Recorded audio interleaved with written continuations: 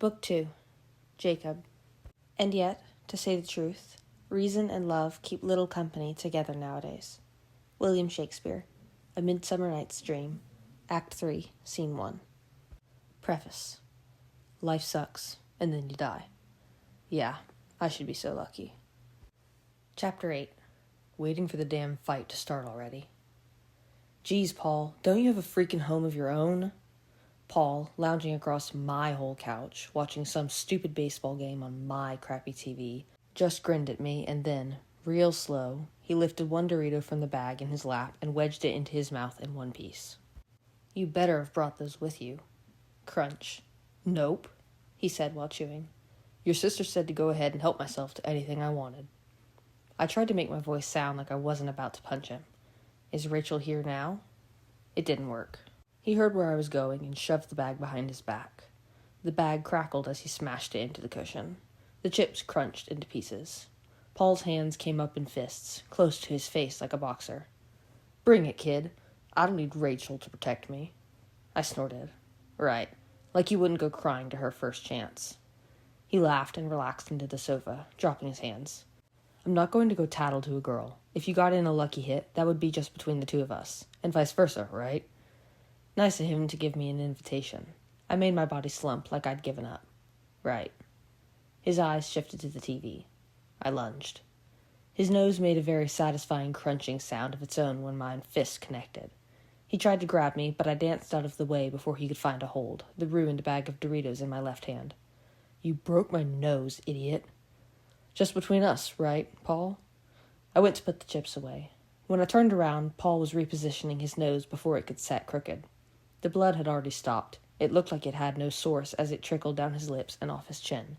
He cussed, wincing as he pulled at the cartilage. You are such a pain, Jacob. I swear, I'd rather hang out with Leah. Ouch. Wow, I bet Leah's really going to love to hear that you want to spend some quality time with her. It'll just warm the cockles of her heart. You're going to forget I said that. Of course, I'm sure it won't slip out. Ugh, he grunted, and then settled back into the couch, wiping the leftover blood on the collar of his t-shirt. You're fast, kid, I'll give you that. He turned his attention back to the fuzzy game. I stood there for a second, and then I stalked off to my room, muttering about alien abductions. Back in the day, you could count on Paul for a fight pretty much whenever. You didn't have to hit him then. Any mild insult would do. It didn't take a lot to flip him out of control. Now, of course, when I really wanted a good snarling, ripping, break-the-trees-down match, he had to be all mellow. Wasn't it bad enough that yet another member of the pack had imprinted? Because, really, that made 4 out of 10 now.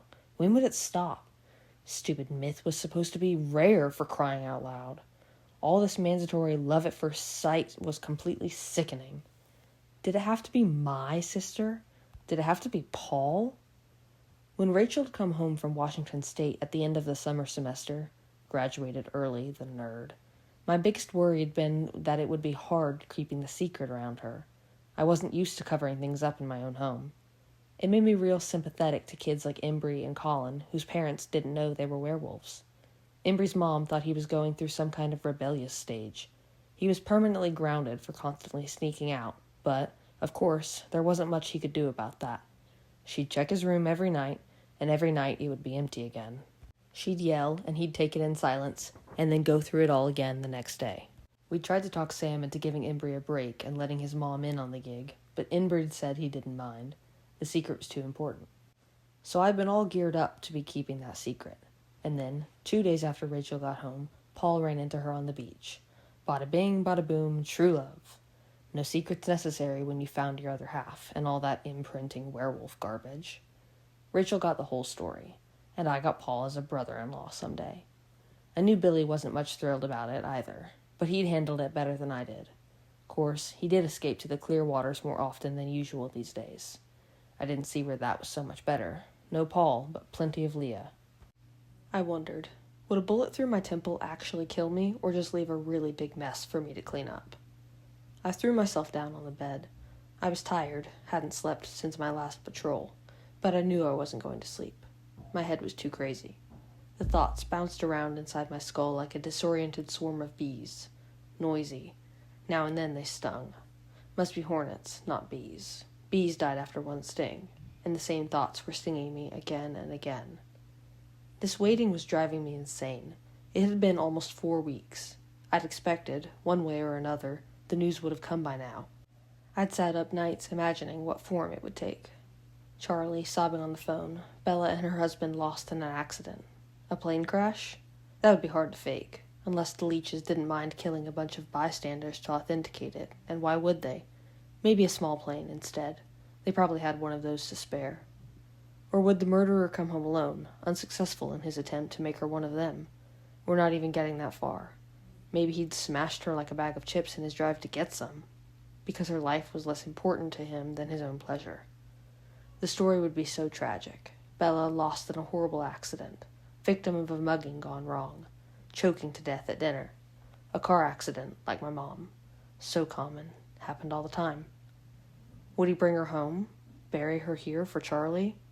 Closed casket ceremony, of course. My mom's coffin had been nailed shut. I could only hope that he'd come back here, within my reach. Maybe there would be no story at all. Maybe Charlie would call to ask my dad if he'd heard anything from Dr. Cullen, who just didn't show up to work one day. The house abandoned. No answer on any of the Cullens' phones. The mystery picked up by some second-rate news program, foul play suspected. Maybe the big white house would burn to the ground, everyone trapped inside. Of course, they'd need bodies for that one. 8 humans of roughly the right size, burned beyond recognition, beyond the help of dental records. Either of those would be tricky, for me, that is. It would be hard to find them if they didn't want to be found. Of course, I had forever to look. If you had forever, you could check out every single piece of straw in the haystack, one by one, to see if it was the needle. Right now, I wouldn't mind dismantling a haystack. At least that would be something to do. I hated knowing that I could be losing my chance, giving the bloodsuckers the time to escape, if that was their plan. We could go tonight. We could kill every one of them that we could find. I liked that plan, because I knew Edward well enough to know that, if I killed any one of his coven, I would get my chance at him, too. He'd come for revenge, and I'd give it to him. I wouldn't let my brothers take him down as a pack. It would be just him and me. May the better man win. But Sam wouldn't hear of it. We're not going to break the treaty. Let them make the breach. Just because we had no proof that the Cullens had done anything wrong. Yet. You had to add the yet, because we all knew it was inevitable. Bella was either coming back one of them, or not coming back. Either way, a human life had been lost, and that meant game on. In the other room, Paul brayed like a mule. Maybe he'd switched to a comedy. Maybe the commercial was funny. Whatever. It grated on my nerves. I thought about breaking his nose again, but it wasn't Paul I wanted to fight with. Not really. I tried to listen to other sounds, the wind in the trees. It wasn't the same, not through human ears. There were a million voices in the wind that I couldn't hear in this body. But these ears were sensitive enough. I could hear past the trees, to the road, the sounds of the cars coming around that last bend where you could finally see the beach, the vista of the islands and the rocks, and the big blue ocean stretching to the horizon. The Lapush cops like to hang out right around there. Tourists never noticed the reduced speed limit sign on the other side of the road. I could hear the voices outside the souvenir shop on the beach. I could hear the cowbell clanging as the door opened and closed. I could hear Embry's mom at the cash register, printing out a receipt. I could hear the tide raking across the beach rocks. I could hear the kids squeal as the icy water rushed in too fast for them to get out of the way. I could hear the moms complain about the wet clothes. And I could hear a familiar voice. I was listening so hard that the sudden burst of Paul's donkey laugh made me jump half off the bed. "Get out of my house," I grumbled. Knowing he wouldn't pay any attention, I followed my own advice. I wrenched open my window and climbed out the back way so that I wouldn't see Paul again. It would be too tempting. I knew I would hit him again, and Rachel was going to be pissed enough already. She'd see the blood on his shirt, and she'd blame me right away without waiting for proof. Of course, she'd be right, but still. I paced down to the shore, my fists in my pockets. Nobody looked at me twice when I went through the dirt lot by First Beach. That was one nice thing about summer. No one cared if you wore nothing but shorts. I followed the familiar voice I'd heard and found Quill easy enough. He was on the south end of the crescent, avoiding the bigger part of the tourist crowd. He kept up a constant stream of warnings. "Keep out of the water, Claire. Come on. No, don't. Ugh. Nice, kid. Seriously, do you want Emily to yell at me?" I'm not bringing you back to the beach again if you don't... Oh, yeah? Don't... Ugh. You think that's funny, do you? Ha! Who's laughing now, huh? He had the giggling toddler by the ankle when I reached them. She had a bucket in one hand, and her jeans were drenched. He had a huge wet mark down the front of his t-shirt. $5 on the baby girl, I said. Hey, Jake. Claire squealed and threw her bucket at Quill's knees. Down, down! He set her carefully on her feet, and she ran to me. She wrapped her arms around my leg. Uncle Jay! How's it going, Claire? She giggled. Quill all wet now. I can see that. Where's your mama? Gone, gone, gone, Claire sang. Quare play with Quill all day. Quare never going home. She let go of me and ran to Quill. He scooped her up and slung her onto his shoulders. Sounds like somebody's hit the terrible 2s. 3s, actually, Quill corrected. You missed the party. Princess theme. She made me wear a crown, and then Emily suggested they all try out her new play makeup on me. Wow, I'm really sorry I wasn't around to see that. Don't worry, Emily has pictures. Actually, I look pretty hot. You're such a patsy. Quill shrugged. Claire had a great time. That was the point. I rolled my eyes. It was hard being around imprinted people. No matter what stage they were in, about to tie the knot like Sam, or just a much-abused nanny like Quill, the peace and certainty they always radiated was downright puke-inducing. Claire squealed on his shoulders and pointed at the ground. Pity walk, Quill, for me! Which one, kiddo? The red one? No, wed! Quill dropped to his knees. Claire screamed and pulled his hair like a horse's reins. This blue one? No, no, no, the little girl sang, thrilled with her new game. The weird part was, Quill was having just as much fun as she was. He didn't have that face on that so many of the tourist dads and moms were wearing, the when is nap time face. You never saw a real parent so jazzed to play whatever stupid kiddie sport their rugrat could think up. I'd seen Quill play peekaboo for an hour straight without getting bored, and I couldn't even make fun of him for it. I envied him too much. Though I did think it sucked that he had a good 14 years of mungitude ahead of him until Claire was his age. For Quill, at least, it was a good thing werewolves didn't get older. But even all that time didn't seem to bother him much. Quill, you ever think about dating? I asked. Huh? No, yellow, Claire crowed. You know, a real girl. I mean, just for now, right? On your nights off babysitting duty. Quill stared at me, his mouth hanging open. Pity walk, Claire screamed when he didn't offer her another choice. She smacked him on the head with her little fist. Sorry, Claire Bear, how about this pretty purple one? No, she giggled. No purple. Give me a clue. I'm begging, kid. Claire thought it over. Green, she finally said. Quill stared at the rocks, studying them. He picked 4 rocks in different shades of green and offered them to her. Did I get it? Yay! Which one? All of them. She cupped her hands and he poured the small rocks into them. She laughed and immediately clunked him on the head with them.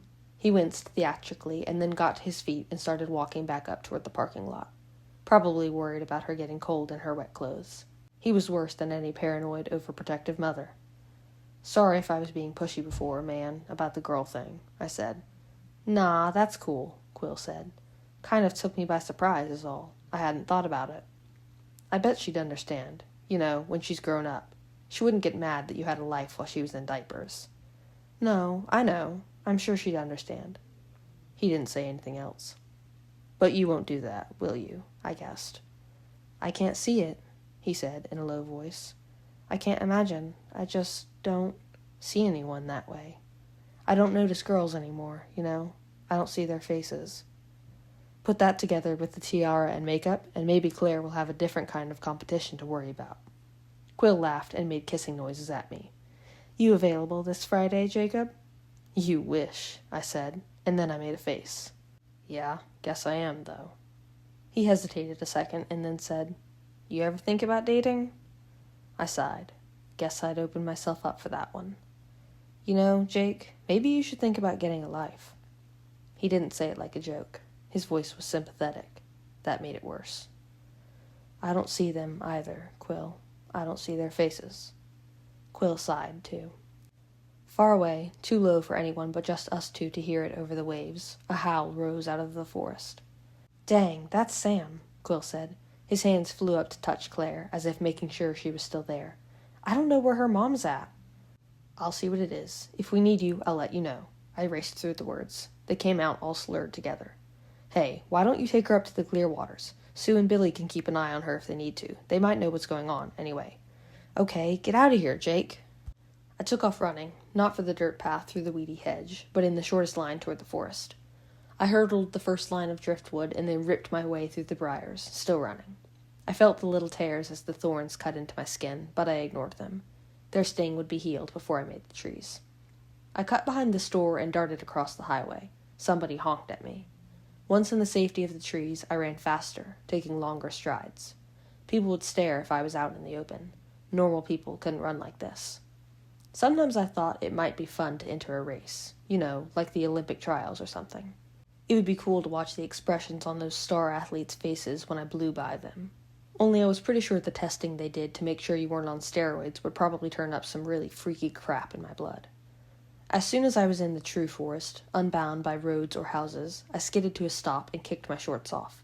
With quick, practiced moves, I rolled them up and tied them to the leather cord around my ankle. As I was still pulling the ends tight, I started shifting. The fire trembled down my spine, throwing tight spasms out along my arms and legs. It only took a second. The heat flooded through me, and I felt the silent shimmer that made me something else. I threw my heavy paws against the matted earth and stretched my back in one long, rolling extension. Phasing was very easy when I was centered like this. I didn't have issues with my temper anymore, except when it got in the way. For 1/2 second, I remembered the awful moment at that unspeakable joke of a wedding. I'd been so insane with fury that I couldn't make my body work right. I'd been trapped, shaking and burning, unable to make the change and kill the monster just a few feet away from me. It had been so confusing, dying to kill him, afraid to hurt her, my friends in the way, and then, when I was finally able to take the form I wanted, the order from my leader, the edict from the Alpha. If it had been just Embry and Quill there that night without Sam, would I have been able to kill the murderer then? I hated it when Sam laid down the law like that. I hated the feeling of having no choice, of having to obey. And then I was conscious of an audience. I was not alone in my thoughts. "So self-absorbed all the time," Leah thought. "Yeah, no hypocrisy there, Leah," I thought back. "Can it, guys?" Sam told us. We fell silent, and I felt Leah's wince at the word guys. Touchy, like always. Sam pretended not to notice. "Where's Quill and Jared?" "Quill's got Claire. He's taking her to the Clearwaters." "Good. Sue will take her." Jared was going to Kim's, Embry thought. Good chance he didn't hear you. There was a low grumble through the pack. I moaned along with them. When Jared finally showed up, no doubt he'd still be thinking about Kim, and nobody wanted a replay of what they were up to right now. Sam sat back on his haunches and let another howl rip into the air. It was a signal and an order in one. The pack was gathered a few miles east of where I was. I loped through the thick forest toward them. Leah, Embry, and Paul all were working in toward them, too. Leah was close. Soon I could hear her footfalls not far into the woods. We continued in a parallel line, choosing not to run together. "Well, we're not waiting all day for him. He'll just have to catch up later." "Sup, boss?" Paul wanted to know. "We need to talk. Something's happened." I felt Sam's thoughts flicker to me, and not just Sam's, but Seth's and Colin's and Brady's as well. Colin and Brady, the new kids, had been running patrol with Sam today, so they would know whatever he knew. I didn't know why Seth was already out here and in the know. It wasn't his turn. "Seth, tell them what you heard." I sped up, wanting to be there. I heard Leah move faster, too. She hated being outrun. Being the fastest was the only edge she claimed. "Claim this, moron," she hissed, and then she really kicked it into gear. I dug my nails into the loam and shot myself forward. Sam didn't seem in the mood to put up with our usual crap. "Jake, Leah, give it a rest." Neither of us slowed. Sam growled, but let it go. "Seth?" Charlie called around till he found Billy at my house. "Yeah, I talked to him," Paul added. I felt a jolt go through me as Seth thought Charlie's name. This was it. The waiting was over. I ran faster, forcing myself to breathe, though my lungs felt kind of stiff all of a sudden. Which story would it be? So he's all flipped out. Guess Edward and Bella got home last week, and my chest eased up. She was alive. Or she wasn't dead, at least. I hadn't realized how much difference it would make to me. I'd been thinking of her as dead this whole time, and I only saw that now. I saw that I'd never believed that he would bring her back alive. It shouldn't matter, because I knew what was coming next. Yeah, bro, and here's the bad news. Charlie talked to her, said she sounded bad. She told him she's been sick. Carlisle got on and told Charlie that Bella had picked up some rare disease in South America. Said she's quarantined. Charlie's going crazy, because even he's not allowed to see her. He says he doesn't care if he gets sick, but Carlisle wouldn't bend. No visitors. Told Charlie it was pretty serious, but that he's doing everything he can. Charlie's been stewing about it for days, but he only called Billy now. He said she'd sounded worse today. The mental silence when Seth finished was profound. We all understood. So she would die of this disease, as far as Charlie knew. Would they let him view the corpse? The pale, perfectly still, unbreathing white body? They couldn't let him touch the cold skin. He might notice how hard it was. They'd have to wait until she could hold still, could keep from killing Charlie and the other mourners. How long would that take? Would they bury her? Would she dig herself out, or would the bloodsuckers come for her? The others listened to my speculating in silence. I'd put a lot more thought into this than any of them. Leah and I entered the clearing at nearly the same time. She was sure her nose led the way, though. She dropped onto her haunches beside her brother, while I trotted forward to stand at Sam's right hand. Paul circled and made room for me in my place. Beat you again, Leah thought, but I barely heard her. I wondered why I was the only one on my feet. My fur stood up on my shoulders, bristling with impatience. Well, what are we waiting for? I asked. No one said anything, but I heard their feelings of hesitation. Oh, come on! The tree's broken! We have no proof. Maybe she is sick. Oh, please! Okay, so the circumstantial evidence is pretty strong. Still. Jacob. Sam's thoughts came slow, hesitant. Are you sure this is what you want? Is it really the right thing?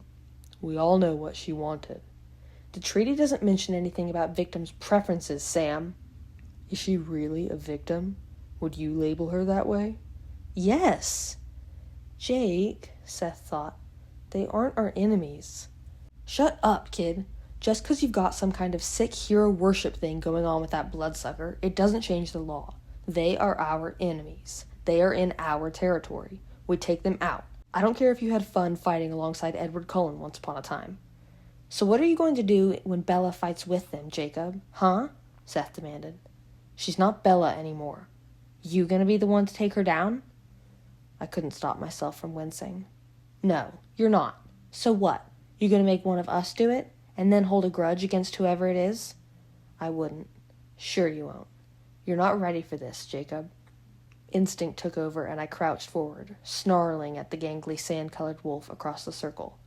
Jacob, Sam cautioned. Seth, shut up for a second. Seth nodded his big head. Dang, what did I miss? Quill thought. He was running for the gathering place full out. Heard about Charlie's call. We're getting ready to go, I told him. Why don't you swing by Kim's and drag Jared out with your teeth? We're going to need everyone. Come straight here, Quill, Sam ordered. We've decided nothing yet. I growled. Jacob, I have to think about what's best for this pack. I have to choose the course that protects you all best. Times have changed since our ancestors made that treaty. I don't honestly believe that the Cullens are a danger to us. And we know that they will not be here much longer. Surely, once they've told their story, they will disappear. Our lives can return to normal. Normal? If we challenge them, Jacob, they will defend themselves well. Are you afraid? Are you so ready to lose a brother? He paused. Or a sister? He tacked on as an afterthought. I'm not afraid to die. I know that, Jacob. It's one reason I question your judgment on this. I stared into his black eyes. Do you intend to honor our father's treaty or not? I honor my pack. I do what's best for them. Coward. His muzzle tensed, pulling back over his teeth. Enough, Jacob. You're overruled. Sam's mental voice changed, took on that strange dumble timbre that we could not disobey, the voice of the alpha. He met the gaze of every wolf in the circle. The pack is not attacking the Cullens without provocation. The spirit of the treaty remains. They are not a danger to our people, nor are they a danger to the people of Forks. Bella Swan made an informed choice, and we are not going to punish our former allies for her choice. Hear, hear, Seth thought enthusiastically. I thought I told you to shut it, Seth. Oops, sorry, Sam. Jacob, where do you think you're going? I left the circle, moving toward the west so that I could turn my back on him. I'm going to tell my father goodbye. Apparently, there was no purpose in me sticking around this long. Aw, Jake, don't do that again. Shut up, Seth, several voices thought together. We don't want you to leave, Sam told me, his thoughts softer than before. So force me to stay, Sam. Take away my will. Make me a slave. You know I won't do that. Then there's nothing more to say. I ran away from them, trying very hard not to think about what was next. Instead, I concentrated on my memories of the long wolf months, of letting the humanity bleed out of me until I was more animal than man. Living in the moment, eating when hungry, sleeping when tired, drinking when thirsty, and running just to run. Simple desires, simple answers to those desires. Pain came in easily managed forms. The pain of hunger, the pain of cold ice under your paws, the pain of cutting claws when dinner got feisty. Each pain had a simple answer, a clear action to end that pain. Not like being human. Yet, as soon as I was in jogging distance of my house, I shifted back into my human body. I needed to be able to think in privacy.